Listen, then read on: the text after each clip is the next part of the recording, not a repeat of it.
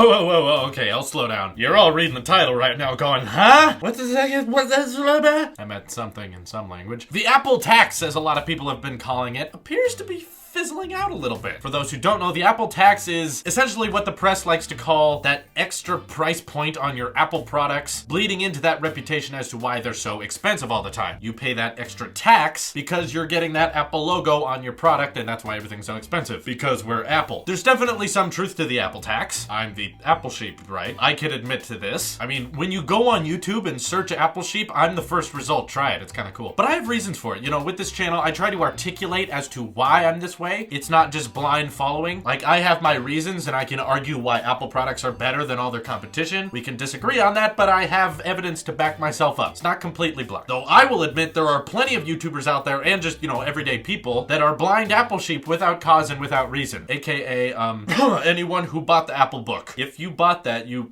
my God, what is wrong with you? Tons and tons of people are slave to Apple and they're enjoying it, and I can articulate why they're enjoying it on this channel, but they don't understand my reasoning. They are just buying it because they see that logo and they are willing to pay that extra tax. It's the same story with Beats. It's the same story with Starbucks. You're going with brand loyalty. However, are we seeing a shift in Apple's habits? Something that would have Steve Jobs rather upset. Several product lines are actually becoming cheaper than a lot of their competition, which in the past Apple products were always the most expensive in their lineup. When in fact, maybe Apple has shown the industry that if people are willing to pay that much for an iPhone, then maybe they'll be willing to pay that much for the competition if it is better. And now several of Apple's product lines have shown that Apple may be focusing on getting their products to a larger number of people rather than just assuring the most premium quality for the most premium price. 3 new products in particular I want to point out coming out from Apple that are fairly recent that I think are proving Apple's considering not being the top price bracket anymore. Of course, there's plenty of examples to prove me wrong here, but hear me out for a second. First one, surprisingly, is AirPods. Yes, I understand there's a lot of you out there that are saying that these things are expensive. $160? That's insane! For earbuds? What I'd like to encourage all of you to do is find a pair of wireless, and I do mean wireless. I don't mean one wire connecting the two. Truly wireless headphones that pair to your phone that easily with the W1 chip. They don't even have to have the W1 chip. Just find a pair of regular buds that are not connected, that have such high demand as this. These are still incredibly backordered and hard to find, but I can tell you, anyone out there who has a pair of AirPods absolutely loves them. It sucks that they're so tiny and sometimes easy to lose, but it's also great that they're very portable. So AirPods actually fall into the cheaper category for truly wireless Bluetooth headphones. They're not the most expensive in their field by far. There are much more ones. On average, something like this would cost $200 and $300 from a different brand, but Apple surprisingly undercut it with this. If you're comparing them to wired lightning earphones, yes, they're expensive, but that's not what these are. And the people who have them, ask them, they will tell you they're worth it by far. And I personally would pay $200 if they came in black. Wouldn't we all? The second product line that is actually cheaper than a lot of the competition is the Apple Watch. Proving to be quite successful. It sold very well in the last quarter of 2016. And I'm not specifically talking about the Series 2. I get that's $400. That's a pretty pricey watch. I'm referring to the cheaper Series 1, which now starts at around $270 and is still a dual core processor, a very capable smartwatch. I would still recommend it to anyone who's trying to get an Apple Watch for cheap. Look around at the Apple Watch's competition. There's not a lot of people who like Android Wear anyway, but if we look at Samsung and we look at the flagship Android Wear smartwatches, the ones that are coming out with Android Wear 2.0, it's hard to get them that cheap. The majority of them are more than that. So Apple's realizing that, hey, we want this new product line to sell. It's very innovative. We think people will like it. So let's have a pretty low starting price for a smartwatch, that is. I get it. Depending on your bank account, that can be a lot, but I'm just saying compared to the rest of the competition, that's pretty good. The next one is something you guys seem to be pretty interested in based on the views on my last couple videos, which is the 2017 iPad. $330 for a full-fledged 9.7-inch iPad. Yeah, it's got some yesterday features, but the specs are fairly up to date. I personally already know 3 people that are buying it, which is rare. So I imagine it's selling pretty well overall, just because a lot of people were very excited that an iPad that's brand new costs so little, even if it is lacking some modern day features. They're okay with that. They just want that modern iOS 10 operating system in a fairly decent piece of hardware. It doesn't have to be the best thing in the world. It's not a pro tablet, but hey, it's not every day Apple says, let's make a product line cheaper. Now, of course, if you want to give me an example of the contrary, you will find it. Yes, I understand the iPhone edition is going to cost a lot. It's even rumored that the iPhone 8 edition is going to be costing more because because they want to keep demand for it fairly low. They'll raise the price to discourage people from buying it. And yes, you can point at the MacBook Pros. Those price points are very Steve Jobs-esque. As in, yeah, you are paying a lot for a new MacBook Pro, especially the Touch Bar ones. Incredibly expensive. The price is higher than it was last year. Yeah, I get it.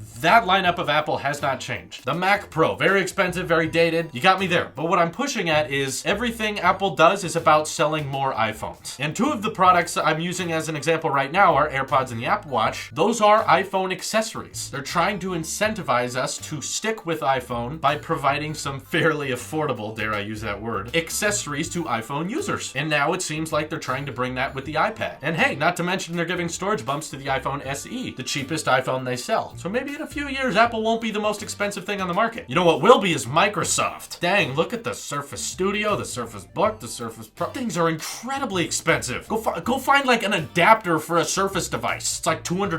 God, and they get mad at Apple for pricing it. It's dumb. This is your Apple Sheep here, and I will see you in the next one.